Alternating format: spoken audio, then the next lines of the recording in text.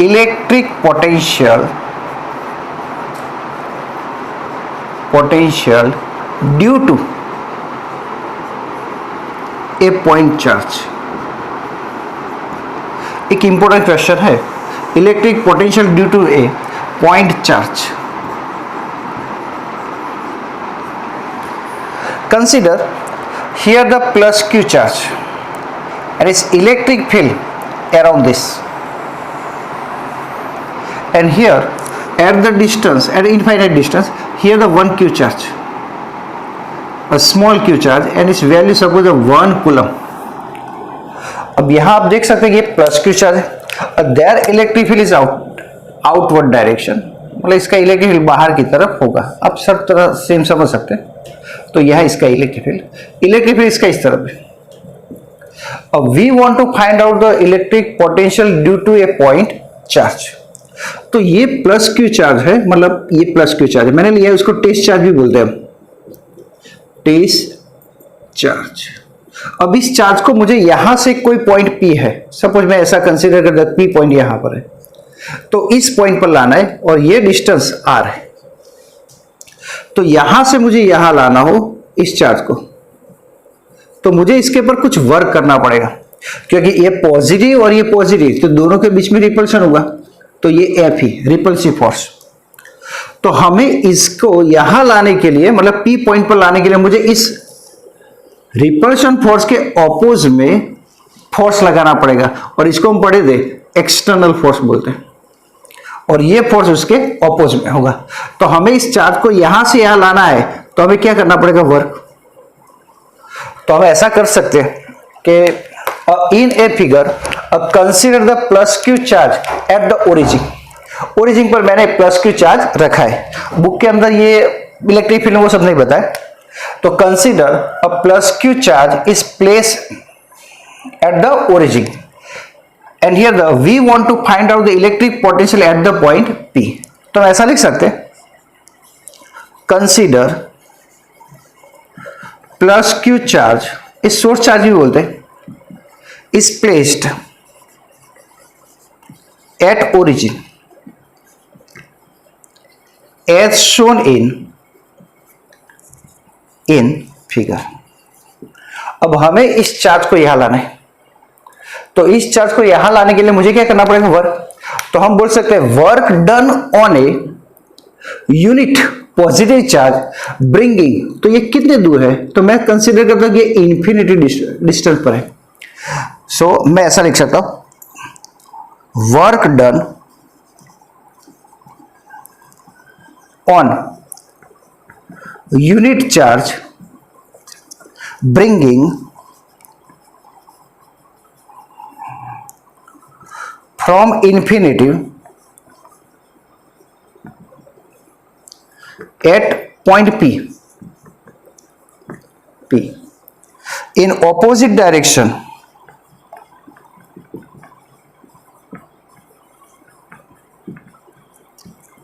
of electric field। मुझे इस charge को यहां लाना है, तो मुझे इसके इलेक्ट्रिक फील्ड के ऑपोज, इसका इलेक्ट्रिक फील्ड इस तरफ है, तो इसके ऑपोज में मुझे क्या करना पड़ेगा, वर्क। अब ये वर्क हम कितना करेंगे, तो मैं ऐसा लिख सकता हूं, तो work is equal to W is equal to, तो हम लिखते थे फोर्स इनटू डिस्प्लेसमेंट। अब डब्ल्यू इज इक्वल टू, तो मुझे इस चार्ज को यहां लाना है, तो ये चार्ज लाओ तो मैं एक्सटर्नल वर्क करूंगा, ये एक्सटर्नल वर्क इसके जितना होगा, तो आप यहां लिख सकते हैं, तो एफ ही, ये दोनों वर्क सेम होता है फोर्स, तो मैं लिखूंगा K Q1 Q2 electric force upon r dash square. यहां से यहां तक का डिस्टेंस मैं अभी कंसीडर कर देता हूं कि आर डैश है, ठीक है, यहां से पूरा डिस्टेंस आर डैश है, तो आर डैश है, आर डैश स्क्वायर, और ये डिस्प्लेसमेंट कितना होगा, तो डी आर डैश। अब मैं थोड़ा सा समझाता हूं, तो Q1 क्या है, तो मैं इसको चलो Q1 कह देता हूं, तो ये हमारा Q2 है। अब इसको Q1 बोलो तो ये Q2 होगा, तो मैं यहां Q1 की जगह Q डाल देता हूं और Q2 की जगह 1 कूलम चार्ज डाल देता हूं। तो यहां ये वैल्यू रख दूं, तो K Q1 upon r dash square d r dash. अब ये वर्क हमने किया, मैं थोड़ा सिंप्लीफाई करता हूं, तो ये जो वर्क होगा तो W is equal to K q upon r dash square d r dash. अब ये वर्क जो होगा तो इस चार्ज को मैं यहां से यहां ला रहा हूं, तो ये इतना डी आर, फिर थोड़ा वो आगे जाएगा तो डी आर, फिर थोड़ा आगे जाएगा तो डी आर, तो डी आर ऐसे, मतलब ये डायरेक्टली ये उड़ के यहां नहीं आता, पर धीरे धीरे हम ऐसे लाते हैं, एक्स कांस्टेंट वेलोसिटी से ऐसे लाते हैं। तो ये सारे डिस्प्लेसमेंट में ज्वाइन कर दूं डी आर, तो मैथ्स वाले इसको बोलते हैं इंटीग्रेशन। तो मैं इसका इंटीग्रेशन करूंगा, तो इंटीग्रेशन मैं करूं, so work is equal to, ये वर्क बहुत छोटा होगा तो हम कई बार उसके लिए डी भी लिखते हैं, क्योंकि ये जो वर्क इसके कारण जो होगा बहुत छोटा चार्ज है, तो ये वर्क होगा बहुत छोटा होगा, मैं दोनों तरफ इंटीग्रेशन कर देता हूं। तो डी, मुझे थोड़ी जगह चाहिए तो यहां मैं कर देता हूं, तो integration d W is equal to integration k q upon r dash square d r dash. अब इंटीग्रेशन कहां से करेंगे, इंफिनिटी टू आर डिस्टेंस, ये पॉइंट आर है तो इंफिनिटी टू आर, ये इंटीग्रेशन और डेरिवेशन एक दूसरे को ऑपोजिट होते हैं, मतलब ये चला जाएगा तो डब्ल्यू। अब यहां के और क्यू जो है कांस्टेंट है, तो integration infinity to r 1 upon r dash square and d r dash. अब ये 1 अपॉन आर स्क्वायर का इंटीग्रेशन क्या होगा, तो अब इतना समझ लो, सिंपल बात है कि डी आर डैश। मैं ऐसा कहता हूं कि इंटीग्रेशन और डेरिवेशन एक दूसरे के ऑपोजिट होते हैं, तो ये इंटीग्रेशन और डेरिवेशन चला गया तो क्या बचा, 1 अपॉन आर स्क्वायर और ये आर, तो ये आर एक कट जाएगा तो क्या बचेगा 1 अपॉन आर डैश, पर अपॉन में आर बचे तो हम लिखते माइनस। तो इसका इंटीग्रेशन आप लिख सकते हैं W is equal to K q, और मैं लिखूंगा इसका इंटीग्रेशन होगा minus 1 upon r dash and limit r to infinity. अब ये माइनस को मैं बाहर ले लेता हूं, so W is equal to K q, बार माइनस लाए तो 1 upon r dash r and infinity. अब ये वैल्यू मैं यहां रख देता हूं, so W is equal to K q, और यहां मैं लिखूंगा 1 upon r minus 1 upon infinity. So W is equal to आएगा तो 1 अपॉन इंफिनिटी 0 हो जाएगा, तो हमारा आंसर आएगा के क्यू अपॉन आर। अब मैं बताता हूं, ये जो वर्क हम करते हैं ये इसके ऑपोजिट में करते हैं, इस फोर्स के, तो इस तरफ करते हैं, तो यहां जो वर्क करेंगे वो नेगेटिव वर्क होगा, और नेगेटिव वर्क होगा तो ये मैं आगे माइनस रखूंगा। आपको समझाने के लिए बच्चों मैंने लास्ट में, जिसे आप भूल ना जाए, अब आप नहीं भूलेंगे, तो नेगेटिव एंड नेगेटिव क्या हो जाएगा पॉजिटिव, तो ये जो वर्क होगा वो पॉजिटिव होगा। तो यहां मैंने माइनस इसलिए लिखा क्योंकि ये इलेक्ट्रिक फोर्स है, इसके ऑपोजिट में एक्सटर्नल फोर्स वर्क करेगा, मतलब दोनों फोर्स ऑपोजिट है, हम माइनस लिखते हैं, this work is the negative work. अब फ्रेंड्स मैं थोड़ा सा आगे लेता हूं, तो के की जगह हम क्या लिख सकते हैं, तो यहां के की जगह तो हम यहां 1 अपॉन 4 पाई एप्सिलॉन नॉट भी लिख सकते हैं। तो यहां मुझे तो फाइंड करना है, तो according to definition of electric potential, तो इलेक्ट्रिक पोटेंशियल को मैंने लिखा था V is equal to W upon q, पर यहां टेक K इज इक्वल क्या है 1, क्योंकि यूनिट चार्ज है 1 coulomb, so V is equal to W and value of the W, तो we already derive this value, so V is equal to value of the W, so KQ upon R and value of the K, so 1 upon 4 pi epsilon not Q upon R, this is the value of the K। आप first chapter में पढ़े थे 4 pi epsilon not, तो ये value मैंने डाल दिया, और this is the required formula, this is the required formula, V is equal to K q upon r. तो यह V और R एक दूसरे के इनवर्सली प्रोपोर्शनल है, तो अब ऐसा लिख सकते हैं V प्रोपोर्शनल 1 अपॉन आर, मतलब डिस्टेंस बढ़ेगा तो पोटेंशियल, मतलब ये इंक्रीज होगा तो ये डिक्रीज होगा, और ये डिक्रीज होगा तो ये इंक्रीज होगा, मतलब इनवर्सली प्रोपोर्शनल है। अब थोड़ा सा बच्चों यहां हमारा आंसर खत्म हो जाता है। अब एक बात करते हैं, तो V is equal to K q upon are line है, और इलेक्ट्रिक फील्ड के लिए कुछ और बात हम कर देते हैं, तो वो बात मैं थोड़ी आपको क्लियर कर देता हूं, जिसमें से कई बार शॉर्ट क्वेश्चन MCQ या बच्चों नीट और जी में ऐसे क्वेश्चन आ जाते हैं, तो वो बात मैं आपको थोड़ी बता देता हूं। तो यहां हमने फॉर्मूला डिराइव किया V is equal to K q upon are, capital लिखो या स्मॉल क्यू लिखो चलेगा, और E इज इक्वल हम पढ़े थे के क्यू अपॉन आर स्क्वायर, ये कैपिटल लिखो बच्चों, ओके।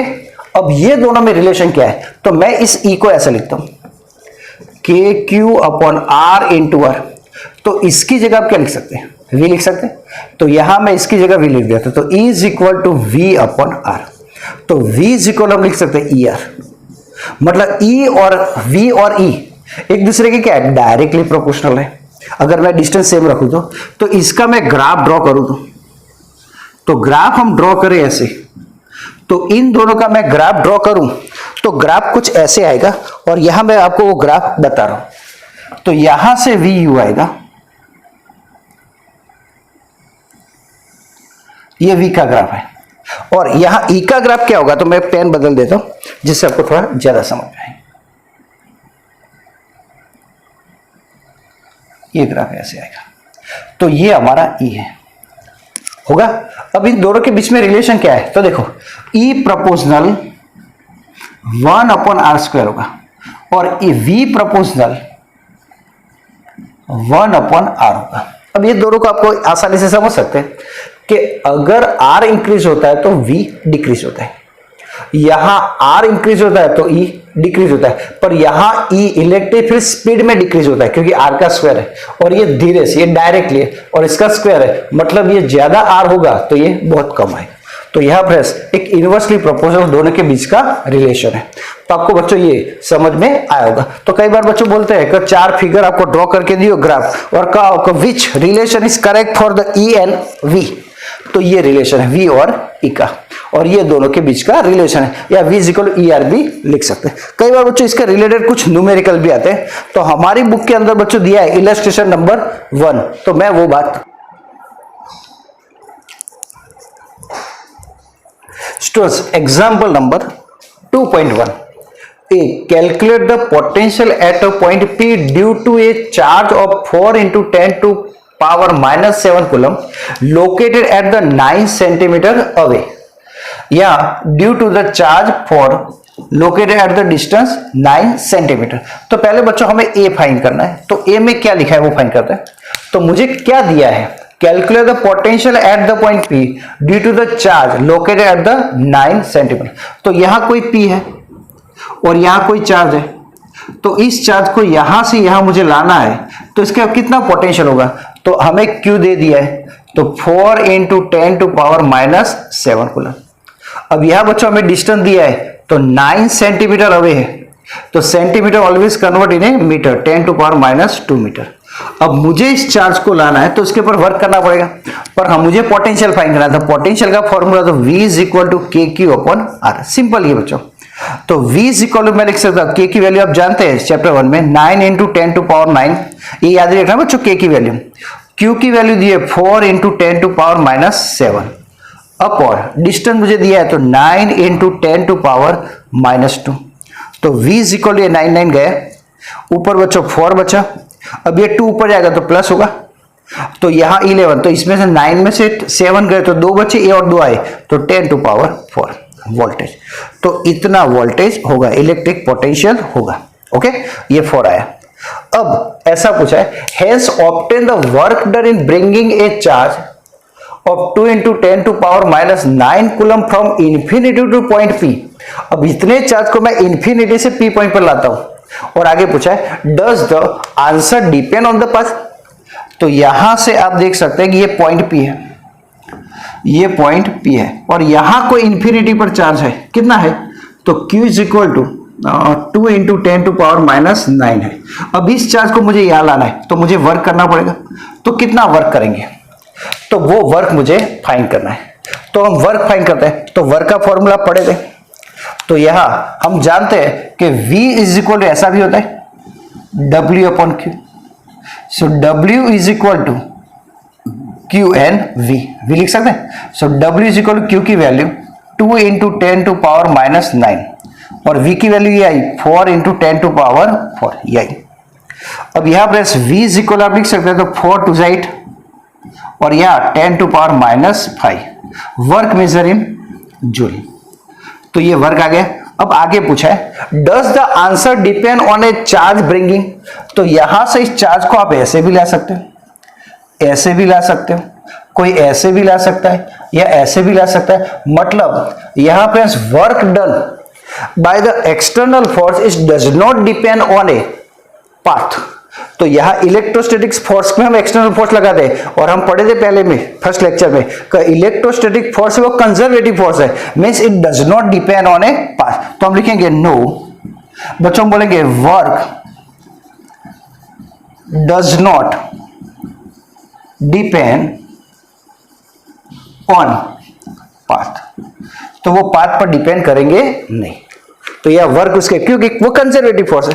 तो यहां बच्चों कई लोग बच्चे जल्दबाजी में क्वेश्चन जब एग्जाम में पूछते हैं तो ये आंसर लिखना भूल जाते हैं। तो मतलब ये 3 मार्क का वेटेज वाला हो तो इसका 1 मार्क्स कट जाता है।